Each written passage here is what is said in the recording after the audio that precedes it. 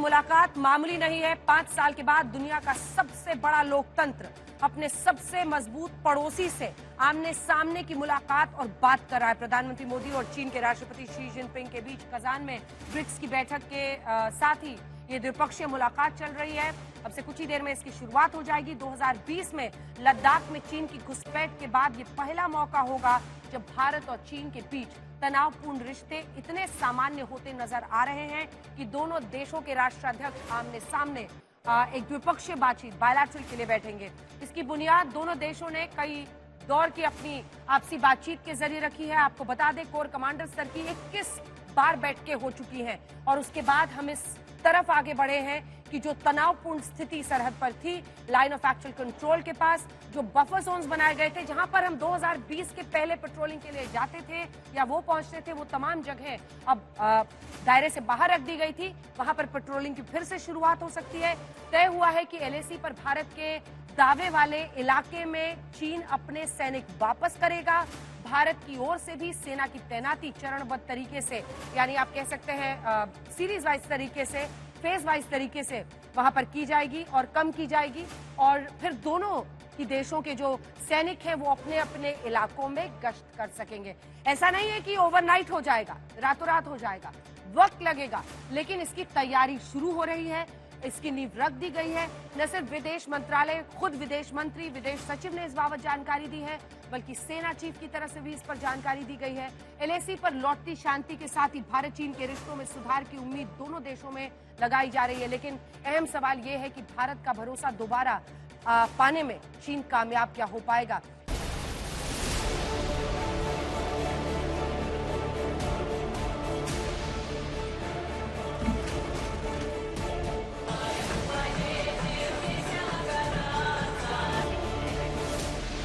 NDB को demand driven सिद्ध 7-8 दशकों के भारत चीन के रिश्ते का रोलर कोस्टर अब नए मुकाम पर पहुंचता दिखता है, क्योंकि 5 साल के लंबे दौर के बाद प्रधानमंत्री नरेंद्र मोदी और राष्ट्रपति जिनपिंग में नई बात, नई शुरुआत हो रही है।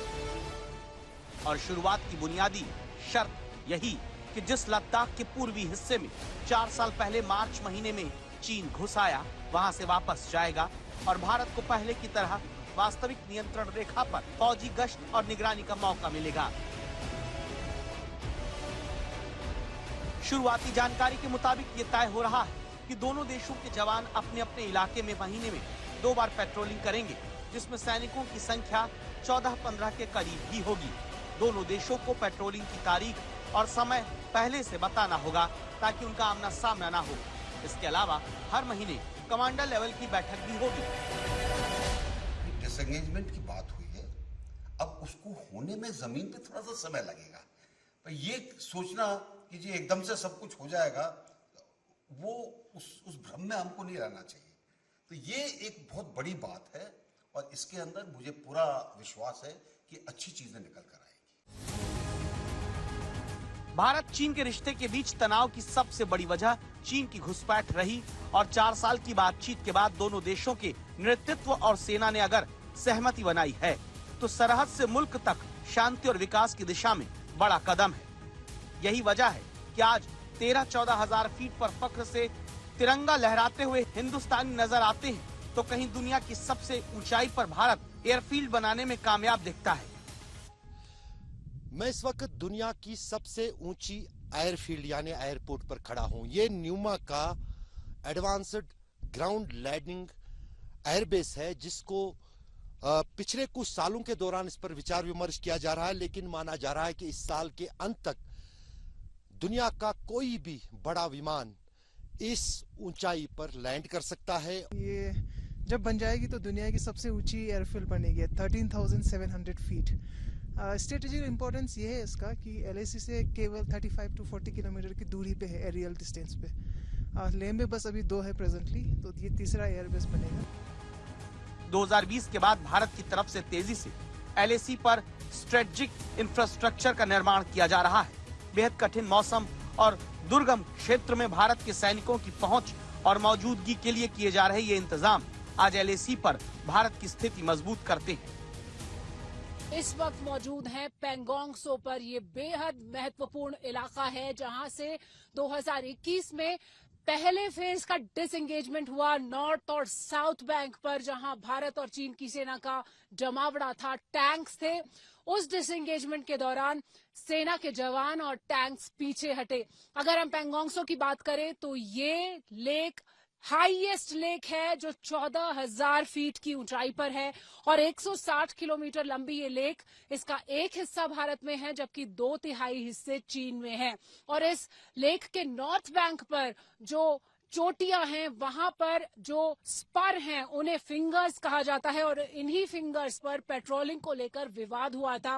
भारत का कहना है कि वो फिंगर 8 तक LAC है, जबकि चीन कहता है कि LAC फिंगर 2 से गुजरता है। यानी दोनों के अपने एरिया ऑफ परसेप्शन में डिफरेंस है और यही डिफरेंस बना खास तनाव की वजह।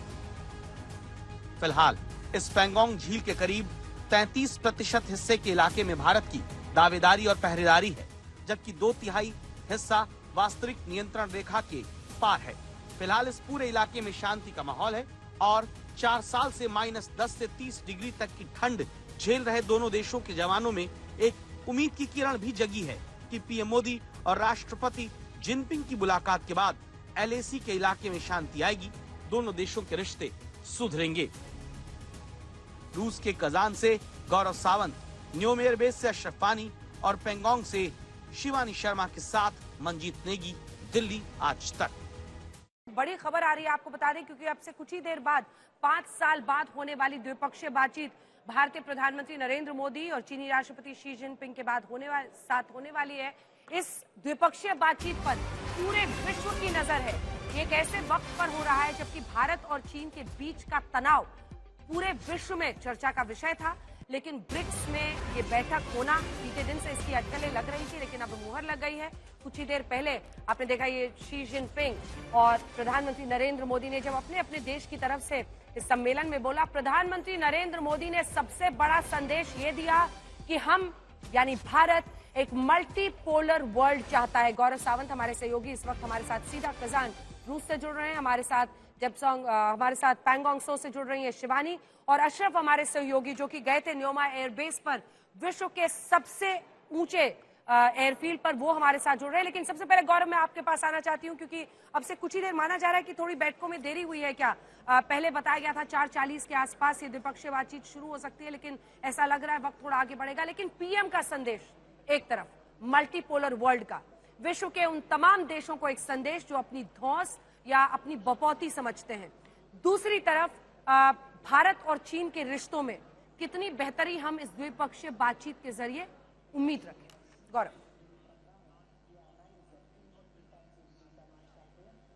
देखिए, आपने बिल्कुल सही कहा कि कुछ देश ऐसे थे जो कि ये सोच रहे थे कि अब विश्व पर उनकी बपौती है, और विश्व किसी की बपौती नहीं है, ये साफ हो गया है। क्योंकि अगर पश्चिमी देशों की बात करें तो पश्चिमी देशों की शक्ति लगातार क्षीण हो रही है, लगातार कम होती जा रही है। अमेरिका अब वो सुपर पावर नहीं रहा। यूनिपोलर वर्ल्ड था तब अमेरिका की काफी धौंस थी। अमेरिका एक बहुत बड़ी शक्ति अभी भी है, लेकिन इकलौती शक्ति अब नहीं है। अब एक मल्टीपोलर वर्ल्ड बन रहा है और भारत ने इस पर विशेष चर्चा की कि सबको मिलकर यह विश्व आगे चलाना है और खासतौर पर विकासशील देशों को ऊपर लाना है। एक धुरी रूस के मित्र देशों की है, एक अमेरिका के मित्र देशों की है, एक और धुरी विकासशील देशों की आ रही है, और उस धुरी में भारत की बहुत प्रमुख भूमिका है। विकासशील देशों की बात करें तो भारत ने G20 प्रेसिडेंसी में जो किया, और केवल तभी अफ्रीकन यूनियन को इसका हिस्सा बनाना G20 का यही एक काम नहीं है। आप उस बात का भी अंदाजा लगाइए जो विदेश मंत्री और प्रधानमंत्री दोनों जिसका जिक्र कर चुके हैं, जब कोविड का काल आया था तो यही विकसित देश किसी को कोविड की वैक्सीन नहीं दे रहे थे। भारत जैसे विकासशील देशों ने कुछ अपने पास रखी और कुछ सहयोगियों के साथ उसको शेयर किया। तब हमारे ही देश के कुछ लोग पश्चिमी देशों का साथ देकर हमारी ही वैक्सीन्स को बुरा भला कह रहे थे, और पश्चिमी वैक्सीन्स जो अब कमजोर साबित हो रही हैं उसकी वकालत कर रहे थे। खैर, वो एक अलग बात है, लेकिन एक बहुत महत्वपूर्ण बात यह है कि भारत एक बहुत प्रमुख धुरी के रूप में उभर रहा है, और ये चीन भी देख रहा है। हम बहुत बड़ी अभी आर्थिक महाशक्ति नहीं है, लेकिन एक महत्वपूर्ण बात यहाँ यह है कि चीन की जनसंख्या लगातार बढ़ाती जा रही है। चीन की जनसंख्या जब बढ़ा रही है, उनकी इकोनॉमी जब डाउन जा रही है, वही हमारी जनसंख्या भी युवा हुआ है, हमारी इकोनॉमी भी इंप्रूव कर रही है, और आज नहीं, आज से 20 साल बाद, 30 साल बाद अगर हम उसी धुरी पर रहे तो हम एक बहुत बड़ी शक्ति के रूप में उभरेंगे। और यही कारण है कि दुनिया के सभी देश अब भारत के साथ अपने संबंधों को और मजबूत करना चाहते हैं। अंजना, बिल्कुल, आप बने रहिए गौरव हमारे साथ, क्योंकि इस पर चर्चा होगी। मुझे लगता है कि जितना अगर हम ग्लोबल साउथ की बात करते हैं, अगर हम रूस, भारत और चीन, RIC जो एक ट्रोइका है, उसमें भी हम देख रहे हैं कि हालांकि उसकी बैठक बहुत लंबे वक्त से नहीं हुई है, लेकिन इसे इस तरीके से भी देखना होगा कि ये एक ऐसी धुरी बन रही है जहां से PM संदेश देते हैं मल्टीपोलर वर्ल्ड की। चीन को तो एक गहरा संदेश है ही कि आतंकवाद पर दोहरा रवैया नहीं चलेगा। ये पाकिस्तान के साथ जो गुटरगू करते हैं, उसके बाद से आकर बड़ी बड़ी बातें करते हैं, तो उस पर भी एक कड़ा संदेश है। लेकिन इसी के साथ अमेरिका, कनाडा जैसे मुल्क जो आतंकवाद पर दोहरा रवैया अपनाते हैं, जो आतंकवाद और आतंकवाद को फंड करने वाले को अभिव्यक्ति की आजादी के नाम पर ग्रीन टिक देते हैं, उनकी बात करते हैं। उन सबको एक गहरा तमाचा है। लेकिन इसी के साथ साथ शिवानी के पास चलते हैं, जिसके बाद मैं दीपक जी आपके पास भी आऊंगी और जनरल मेस्ट्रॉन आपके पास भी। पैंगोंग सो में आप मौजूद हैं शिवानी, पहला प्रश्न आपसे ये वही जगह है जहां पर हमने सबसे पहले स्कर्मिशेस देखी थी। अब मेरा प्रश्न आपसे ये है कि अभी LAC पर स्थिति को प्री 2020, प्री गलवान ले जाने में वक्त लगेगा, ऐसा खुद जनरल VK सिंह और जितने लोग आर्मी या डिप्लोमेसी से जुड़े हुए वो कह रहे हैं। किस तरह से ये जमीन पर उतरेगा, इस पर भी सबकी नजर है। आप इसको कैसे देखती हैं? देखिए अंजना, जो सीधा असर होगा भारत और चीन की जो वार्ता हो रही है, उसका सीधा असर LAC पर ही दिखाई देगा। लेकिन टोटल डिसएंगेजमेंट होने में अभी वक्त है, क्योंकि भारत की सेना फूंक फूंक कर कदम बढ़ाना चाहती है। पिछले कई ऐसे अनुभव रहे हैं चीन के साथ कि उस पर तुरंत भरोसा करना मुश्किल है। और यही बात सेना प्रमुख जनरल उपेंद्र द्विवेदी ने भी कही कि जो ट्रस्ट फैक्टर है उसे वापस लाने में वक्त लग सकता है। लेकिन ये शुभ संकेत जरूर है कि चीन इस बात पर सहमत है कि पेट्रोलिंग को दोबारा शुरू किया जाएगा। और जो बफर जोन्स हैं अंजना, जहां पर पहले फ्रिक्शन पॉइंट्स हुआ करते थे, बफर जोन्स अब बना लिए गए हैं और वहां पर पेट्रोलिंग की शुरुआत हो रही है। जब पेट्रोलिंग की शुरुआत होती है तो कॉन्फिडेंस बिल्डिंग मेजर्स के तौर पर इसे देखा जाता है और दोनों सेनाएं एक दूसरे पर भरोसा करती हैं। लेकिन भारत की सेना ये देखेगी कि क्या इन बफर जोन्स के अंदर एनक्रोच करने की कोशिश एक बार फिर तो नहीं की जा रही है, और उसके बाद ही डिसएंगेजमेंट पर फैसला होगा और फिर डी इंडक्शन की बात होगी, डी एस्केलेशन की बात होगी। तो सीधे तौर पर जहां हम इस वक्त मौजूद हैं, जो एक एपिसेंटर माना जाता है इस पूरे विवाद का, स्टैंड ऑफ का 2020 के बाद से, सीधा असर इन पूरी वार्ताओं का इसी इलाके में दिखाई देगा। लेकिन भारत की सेना पूरी तरह से तैयार है और वेट एंड वॉच की सिचुएशन में है। दीपक वोरा जी, मैं आपके पास आना चाहती हूँ। देखिए, 11 साल का वक्त और हर बड़ी मुलाकात दोस्ती के लिए जो होती थी, उन तस्वीरों के बाद देप्सोंग से लेकर तवांग पर तनाव के झटके आते रहे।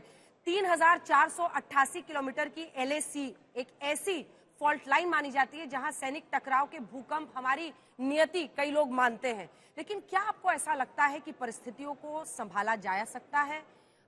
इस समझौते के जरिए वाकई सब कुछ सामान्य जमीन पर हो जाएगा और हम चीन पर भरोसा कर सकते हैं? आभारी हूं कि आपने ये मौका दिया आपके शानदार चैनल पर शरीक होने का। आपसे बहुत कुछ सीखता हूं। यू आर आउटस्टैंडिंग और आपका चैनल तो बेमिसाल है।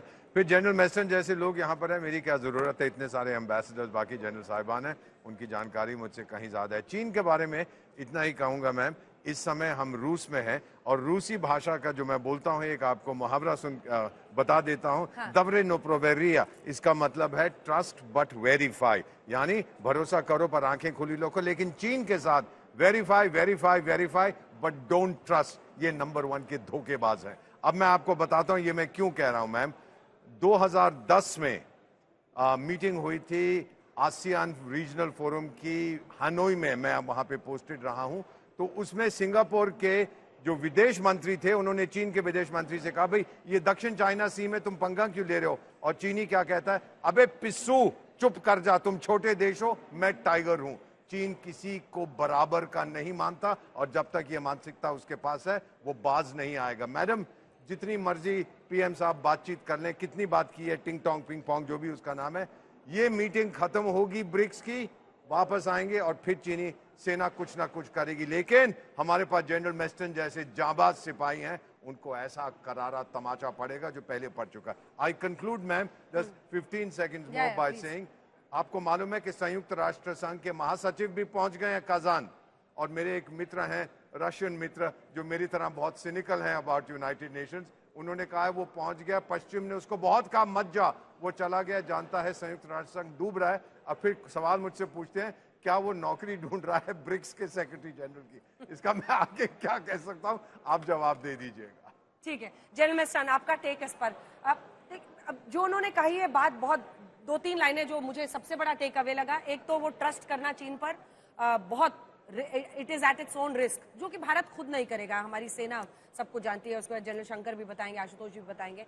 लेकिन दूसरी तरफ ये एक ऐसे वक्त पर हो रहा है जब हम बार बार, मैं अगर RIC ट्रॉइका की बात कर रही हूं, तो ब्रिक्स के जरिए क्या ये एक ऐसा वक्त है जब संदेश कई पश्चिमी मुल्कों को दिया जा रहा है, US, कनाडा जैसे देशों को भी दिया जा रहा है, जो आतंकवाद पर दोहरा रवैया अपनाते हैं। आतंकवाद और आतंकवाद से जुड़े हुए लोग, उसकी फंडिंग करने हुए लोग की वकालत करने के लिए वो भारत जैसे देश के सामने खड़े हो जाते हैं बिना सबूत के, और कहते हैं ये अभिव्यक्ति की आजादी है, इसको हम प्रोटेक्ट करेंगे।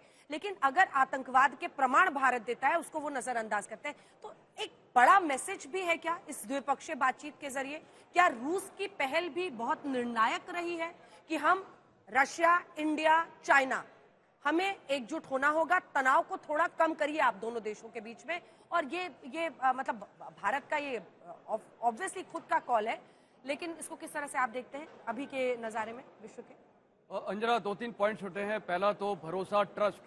देखिए कल आर्मी चीफ ने भी बहुत साफ साफ लफ्जों में बोला था कि ये जो भी अभी हो रहा है, जो अभी ये पेट्रोलिंग डील भी अभी हुई है, ये एक ट्रस्ट के माहौल पे हुई है, और ये ट्रस्ट का क्रेडिट मैं मिलिट्री डिप्लोमेसी और नॉर्मल डिप्लोमेसी को देता हूं। कारण ये है कि ग्राउंड में जो हमारे कमांडर से, कोर कमांडर से लेके ब्रिगेड कमांडर्स तक हर लेवल पे मीटिंग होती है। 21 दौर की बैठक हो चुकी है कोर कमांडर। बिल्कुल, तो ये बॉर्डर पर्सनल मीटिंग्स होती हैं, तो इसमें क्या है कि एक डायलॉग वहां पर डे टू डे हो जाता है जवानों के बीच में, ऑफिसर्स के बीच में, जो ग्राउंड ट्रुप्स हैं।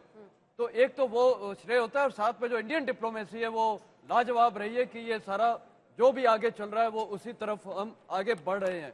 लेकिन अब सवाल उठता है, क्या चीन पे भरोसा कर सकते हैं? कई उदाहरण है जहां पर चीन धोखेबाजी कर सकता है। अभी जैसे एम्बेसडर साहब ने भी बोला, मेरे को लगता है कि चीन पे भरोसा नहीं है। इसलिए कल भारतीय सेना के चीफ ने भी बोला है कि हम अपनी पूरी तैयारी तो रखेंगे, और ग्राउंड पे प्री 2020 पोजीशन जो हैं उस पे हम पूरा अमल करना चाहेंगे, और जो अभी इसका फाइन प्रिंट निकलेगा। अगला पॉइंट जो आपने उठाया RIC का, देखिए इस जरिए ये जो 3 यूरेशिया में नेशंस हैं, रूस, चाइना और इंडिया, पहली बात ये तीनों पड़ोसी देश हैं, तीनों देश के बीच में कंपटीशन भी रहेगा हमेशा और कोऑपरेशन भी रहेगा। तो क्या तीनों देश मिल सकते हैं? मेरे को लगता है ये वक्त ही बताएगा। हिंदुस्तान और चीन कभी भी इकट्ठे हो ही नहीं सकते, ये टेम्परेरी मेजर चलेगा। साथ ही मेरे को ये लगता है कि जो वेस्ट को, प्रधानमंत्री जी ने वेस्ट को भी मैसेज कन्वे किया है और चीन को भी किया है, ये बहुत अच्छी बात है कि चीन को भी कन्वे किया है कि कोई भी दोहरी ये जो टेररिज्म पे है नीति नहीं अपना सकते हैं, कि एक जगह आप टेररिज्म को सपोर्ट करते हैं और दूसरी तरफ हिंदुस्तान को आप प्रचार करते हैं। और टेररिज्म की फाइनेंसिंग को भी प्रधानमंत्री जी ने बहुत स्पष्ट लफ्जों में बोला है कि टेररिज्म का बिल्कुल फंडिंग नहीं होनी चाहिए, ये फंडिंग होनी चाहिए अपने अपने देश की डेवलपमेंट के लिए। एक ये बड़ा अच्छा उन्होंने स्टेटमेंट बोला है, तो ये कोशिश तो कर रहे हैं कि ये वेस्ट को स्टेटमेंट होनी चाहिए, जो पुतिन साहब की कोशिश है। लेकिन वक्त बताएगा कितना सक्सेसफुल रहता है। जल्दी से एक बार अशरफ के पास चलते हैं। अशरफ, आप न्योमा हाईएस्ट एयर फील्ड पर आप पहुंचे थे, किस तरह से आप इसको जमीन पर उतरता हुआ देखते हैं? हालांकि अब मुझे लग रहा है आप श्रीनगर वापस पहुंच गए, किस तरह से आप इस समझौते को जमीन पर उतरते देखते हैं?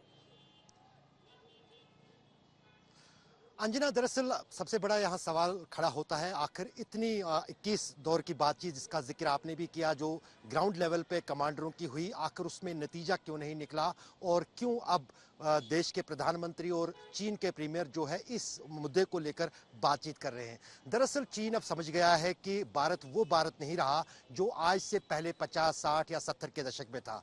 चीन की आदत थी 50 से ही, जैसे आशुतोष ने कहा, वो आते थे क्योंकि खाली इलाका होता था, वहां पर निर्माण करते थे, सड़कें बनाते थे और फिर उस पर कब्जा जमाते थे। लेकिन 2020 के बाद सरकार और सेना ने अपनी रणनीति पूरी तरह से बदल दी, जिसका मैंने रिपोर्ट में उल्लेख किया है। अब चीन की स्तर की सड़कें हो, एयरबेसिस हों, हाईवेज हों, सब कुछ पिछले 4 साल के दौरान जो है भारतीय सेना और सीमा सड़क संगठन ने तैयार किया है। और कहीं ना कहीं वो चुप रहा है चीन को कि अब मिनटों में जो है वायुसेना का कोई चाहे जगवार हो या कोई और भी जहाज हो, वो यहाँ लद्दाख में LAC पर बमबारी के लिए पहुंच सकता है। कोई बड़ी से बड़ी महाशक्ति वाली टैंक हो, वो भी LAC पर पहुंच सकती है। तो उन्हें ये महसूस अब हो रहा है और यही कारण है कि अब वो भारत की वो बात मान रहे हैं जो सालों से यानी 2020 से भारतीय सेना और भारत सरकार कह रही थी। अब जाहिर सबसे बड़ा मसला ये है कि LAC पर ना ही चीन के प्रधानमंत्री को, राष्ट्रपति को आना है, ना ही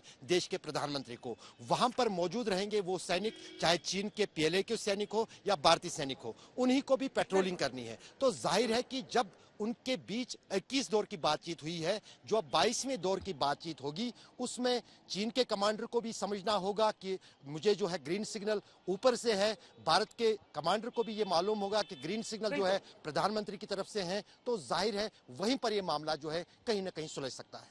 धन्यवाद आपका अशरफ इस तमाम जानकारी के लिए। गौरव भी हमारे साथ बने हुए हैं, लेकिन जल्दी से एक रिएक्शन यहाँ पर आशुतोष आपसे लेते हुए, जिसके बाद मैं जनरल शंकर के पास जाऊंगी, अचल जी के पास जाऊंगी। हम अर्थव्यवस्था भी दिखा रहे हैं, चीन की लड़खड़ाती अर्थव्यवस्था, दूसरी तिमाही में वो जो उनका अनुमानित GDP था उससे नीचे। और भारत को हम कंपैरिजन में देखें, एक बार नंबर्स दिखा दीजिए। भारत 2023 में अगर आप देखें 8.2 और चीन 5.2, विश्व का 3.3। 24 में जो 7, 4.8, 3.2 विश्व का, और 25 में जो अनुमानित है लगभग 6.5% भारत का और 4.5 पर चीन। लड़खड़ाती अर्थव्यवस्था, अपने ही देश में पहली बार एक ऑटोक्रेट होने के बावजूद पूरी तरह से घिर रहे हैं। भारत जैसे लोकतंत्र में जहां पर हम देख रहे हैं कि लगातार तीसरी बार प्रधानमंत्री नरेंद्र मोदी चुनाव के जरिए जीत कर PM बने हैं, वहीं हम शी जिनपिंग को भी देख रहे हैं, उनके पूरे प्रोफाइल को देख रहे हैं। लेकिन अब उनके देश में भी कोविड से लेकर कई चीजों पर उनके खिलाफ विरोध प्रदर्शन हुआ, जहां पर विरोध प्रदर्शनकारियों के खिलाफ उनकी जो तानाशाही कार्रवाई है वो भी विश्व ने देखी। घिरते हुए शी जिनपिंग है और इसीलिए इस समझौते को अपनाना उनके लिए अब सच्चाई थी। नहीं, मुझे नहीं लगता कि शी जिनपिंग कहीं घिरते हुए दिखाई पड़ रहे। देखिए, एक चीज़ महत्वपूर्ण, अगर आप GDP से कंपेयर करने की कोशिश करेंगे तो निश्चित तौर पर आज की तारीख में चाइना की जो इकोनॉमी वो प्लेटो कर चुकी है, तो उस स्पीड से नहीं बढ़ सकती जिस स्पीड से भारत या कोई दूसरी इकोनॉमी बढ़ सकती।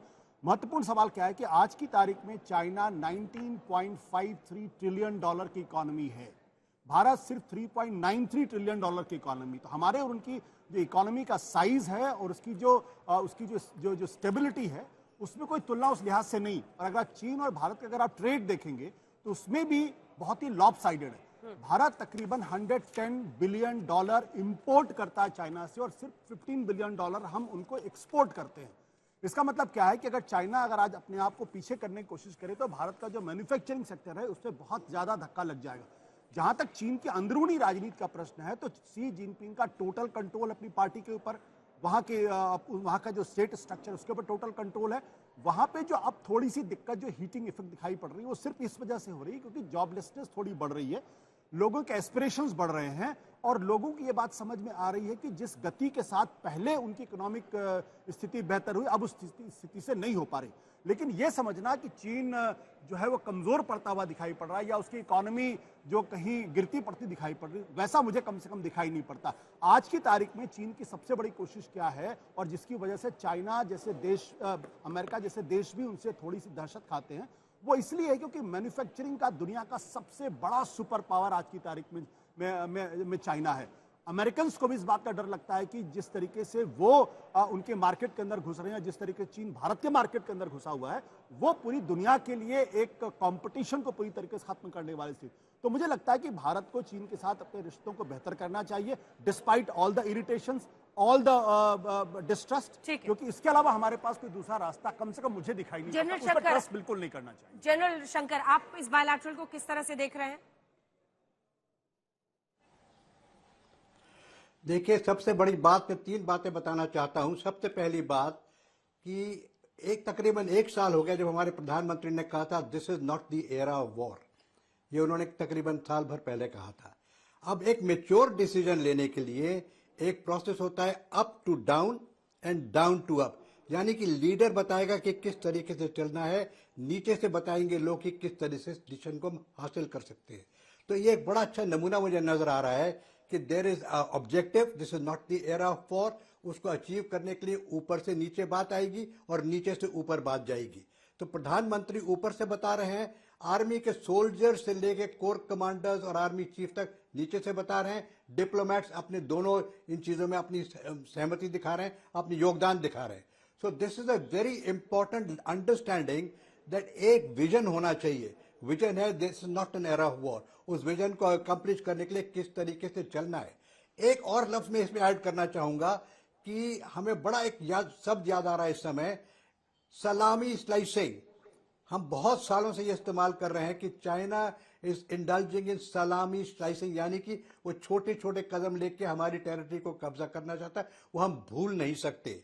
तो सबसे पहली बात यह है कि जिस तरीके से डिसएंगेजमेंट होगा बहुत अच्छा है और ये माहौल बहुत अच्छा है। ब्रिक्स का माहौल, जबकि बात करते हैं हम अपनी नेशनल सिक्योरिटी की, सॉवरेंटी की, इकोनॉमिक डेवलपमेंट की, इंजीनियर सिक्योरिटी की, क्लाइमेट चेंज की, सब चीज की बात होती है, चाहे G20 हो चाहे ब्रिक्स हो। तो this is the right atmosphere to give really substance to this material. तो देखिए अभी आप ये होगा कि पहले शायद थोड़ी सी डिसएंगेजमेंट हो जाए जहां पे eyeball to eyeball है। और इसमें एक बहुत जरूरी समझने की बात यह है कि चाइना अब समझ गया है कि भारत की आर्मी किसी प्रकार से उससे कम नहीं है, ये 62 की आर्मी नहीं है। अगर भारत की आर्मी को जरूरत पड़ती है, अगर चाइना वहां 50,000 ट्रुप्स लाता है तो इंडियन आर्मी में 50,000 ट्रुप खड़े कर सकती है। अगर वो टैंक लाता है तो हम भी टैंक खड़े कर सकते हैं, बराबर की चोट है। तो अब चाइना चाहेगा कि लड़ाई युद्ध ना हो। देखिए चाइना की पुरानी पॉलिसी और भी है, he wants to coerce to submission, यानी वो चाहता है कि बिना लड़ाई करे मेरा ऑब्जेक्टिव पूरा हो जाए। अब वो समझ रहा है कि लड़ाई से तो मेरा ऑब्जेक्टिव पूरा नहीं हो पाएगा, तो सिर्फ एक ही विकल्प है, बातचीत के जरिए। लेकिन सब कह रही है और मैं इसका सपोर्ट करता हूं कि this is an era way you must trust, and trust is necessary only if you can see it. हमारे एम्बेसडर साहब कहते हैं वेरीफाई, वेरीफाई एंड वेरीफाई। अवश्य वेरीफाई करना पड़ेगा। आखिर में जो लास्ट स्टेप होगा, में बहुत सारे स्टेप है बीच में, पहले पेट्रोलिंग शुरू होगी, फिर उसकी कई एक परसेप्शन लाइंस ड्रॉ होंगी, वो कहेंगे जी हमारा इलाका ये है, हम कहेंगे हमारा इलाका ये है। उसके बाद फिंगर से पीछे हटेंगे, डिमचौक से पीछे हटेंगे। लेकिन अल्टीमेट ऑब्जेक्टिव क्या है? अल्टीमेट ऑब्जेक्टिव है the international border must be delineated. ये पिछले कितने सालों से हम कोशिश कर रहे हैं कि भारत और चाइना का इंटरनेशनल बॉर्डर बन जाए, लेकिन वो लाइन ऑफ एक्चुअल कंट्रोल पे रहता है। कभी लाइन ऑफ कंट्रोल हो जाती है, कभी लाइन ऑफ एक्चुअल कंट्रोल हो जाती है। वो कहते 11 दफा 12 दफा तो ये परसेप्शन लाइन बदल चुकी हैं। If I am not wrong 12 times the perception line have change. हम कहते हैं हमारा इलाका है, अगले दिन वो कहते हैं जी हमारा इलाका है, फिर एक लाइन हमारी तरफ कर देता है, हम वो एक लाइन उसकी तरफ कर देते हैं। So the ultimate objective which I would call disengagement resulting in friendly relationship की इंटरनेशनल बॉर्डर बनाया जाए। तो जो हमारी लीडरशिप आज है उसको इस चीज को मद्देनजर रखते हुए आगे कार्रवाई करनी है कि finally we have to settle the issue with China with an international border. This line of actual control perception line से अब काम नहीं चलेगा। और being not an era of war, war की तरफ ध्यान मत दीजिए, लेकिन अपने आप को कमजोर मत बनाइए। अपनी मिलिट्री को स्ट्रांग रखिए, अपनी डिप्लोमेसी को स्ट्रांग रखिए, अपनी इकोनॉमी को स्ट्रांग रखिए और अपने टाइगर को स्ट्रांग रखिए। पुरानी कहावत मैं दोबारा आपको बताना चाहूंगा कि an army led by a tiger, please go ahead, an army led by a tiger is no good. हाँ, मैं ये कह रहा हूं, an army led by a tiger of sheeps is a far superior army than an army led by a sheep of tigers. तो इस समय आपके ये दीपक साहब कई दफा कहते हैं टाइगर टाइगर टाइगर। हमारे पास एक टाइगर है जो समय लीड कर रहा है। तो इस समय लीडर टाइगर होने की वजह से हमारी हैसियत बढ़ गई है। हम ये समझ रहे हैं कि हमारी ज्योग्राफिकल स्ट्रेटेजिक लोकेशन क्या है, उसका भी हम फायदा उठा रहे हैं। तो there is a number of issues जिसके साथ मिलकर एक भारत शक्तिशाली देश बन गया है। तो मैं समझता हूँ कि मैं लौट रही हूँ सर आपके पास। अचल जी हमारे साथ लगातार बने हुए। जी जी जी जनरल शंकर, मैं लौट रही हूँ। अचल जी आप इसको किस, उसके बाद से दीपक जी मैं फौरन आपके पास आऊंगी। भारत फिंगर 8 तक मानता है हमारा हिस्सा है, और हम जानते हैं कि चीन किस तरह से अपनी घुसपैठ करने की कोशिश करता है। जिस इंटरनेशनल बॉर्डर की वो बात कर रहे हैं, आप इसको मुमकिन देखते हैं? एक फुल एंड फाइनल रेजोल्यूशन क्या मुमकिन है? अचल जी देखिए, मैं अपनी बात इसी बात से शुरू करना चाहता हूं कि जो भी हमारा समझौता अभी चाइना के साथ हुआ है, हालांकि अपने आप में एक पॉजिटिव डेवलपमेंट है, रास्ता खुलता है आगे बातचीत का। संबंधों को सामान्य बनाने का। लेकिन हकीकत ये है कि जितने भी हमारे मेन इश्यूज हैं, चाइना का अरुणाचल पे क्लेम या बॉर्डर को लिमिटेशन का क्लेम, इंटरनेशनल बॉर्डर डिसाइड करने का क्लेम, वो सब अपनी जगह पे है। और क्या वो आने वाले सालों में इस पे हम कुछ कर पाएंगे, ये एक बहुत बड़ा सवालिया निशान है। इनफैक्ट सालों साल तक जब हम इंटरनेशनल बॉर्डर रिजॉल्व नहीं कर सके, किसी एग्रीमेंट पे नहीं आ सके, तब ये डिसाइड किया गया था कि लेट इस इशू को बैक बर्नर पे रख के हम दूसरे क्षेत्रों में एक दूसरे के साथ सहयोग करें। और उसके चलते हुए एक औपचारिक तरीके से जनरल साहब बताएं कि सालों साल बातचीत होती रही नेशनल सिक्योरिटी एडवाइजर्स के बीच में और हमारे मिलिट्री एक्सपर्ट्स के बीच में।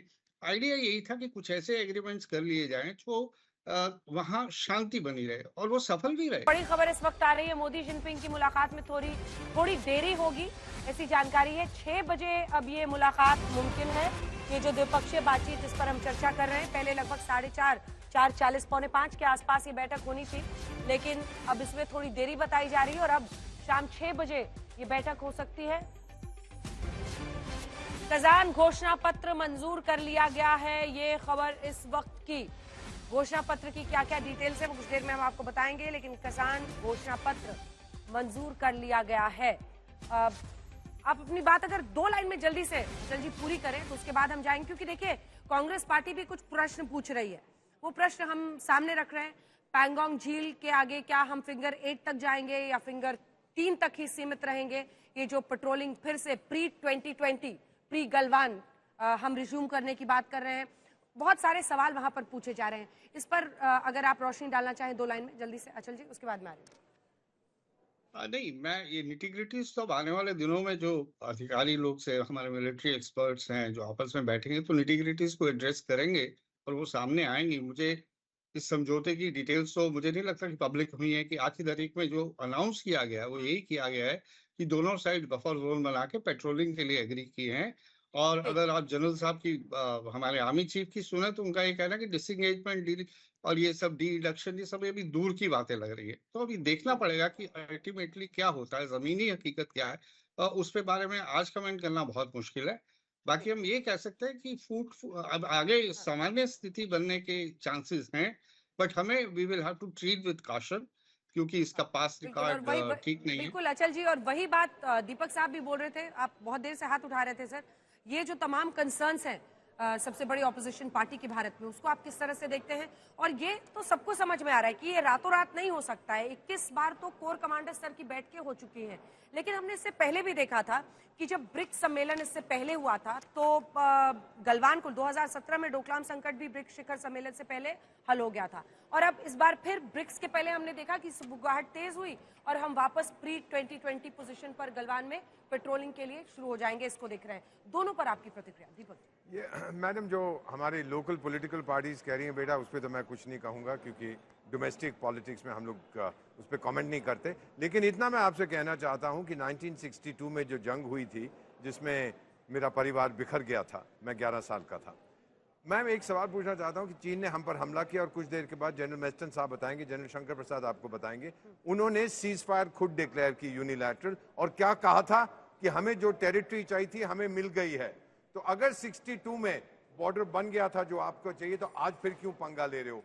इसका यही मतलब है कि दे आर नॉट सिंसियर। हर रोज अपने इरादे बदलते हैं और उसको जस्टिफाई करने की कोशिश करते हैं। मेरा मानना है कि चीन तभी संतुष्ट होगा जब वो कन्याकुमारी तक पहुंच जाएगा। जी ये भी चाइनीज है मैम, उन पे बिल्कुल भरोसा नहीं किया जा सकता। और ये जो ब्रिक्स विक्स में दिखा रहे हैं ये ईंटों वाली संस्था में, वेरी गुड, बहुत अच्छी बात है, बट रियलिटी मैम वो उसमें होता है ना, proof of the pudding is in the eating. Let me conclude simply by saying this, that चीन का जहां तक सवाल है, पूरी दुनिया में मैम 3 अफ्रीकी देशों में विशेष सलाहकार हूं, बता देता हूं, India is respected, China is suspected. और अगर इंडिया ब्रिक्स में ना होता, ये जो देश आना चाहते हैं ये कभी नहीं वहां पर आते। मैम जनरल मैस्टन आप रिस्पॉन्ड करना चाह रहे थे?